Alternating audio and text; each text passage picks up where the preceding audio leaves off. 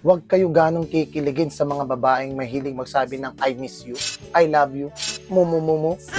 Doon kayo sa mga babaeng maldita, silosa na, masungit pa. Nasa kanila yung tunay na kilig ng buhay. Pansinin nyo kung paano kayo kausapin ng mga yan. Kakausapin ka nalang, babardagulin ka pa. Ikaw yung katatawanan. Ligaya nila, nakikita nilang binabardagul ka. Oh, pansinin nyo yung mga linyang sinasabi nila. Kung sa'yo lang, wag na lang. Kung magloloko ka, go ahead. Ipamimigay ka kita. Yung sinasabi nila lagi, ang kapal ng mukha mo, kala mo, pogi ka.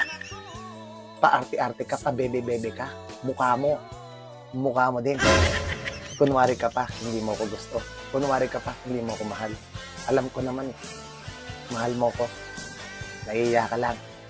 Lalahi mong pahalata. Bakit na naman ako? Bakit ba kinikilig na naman ako?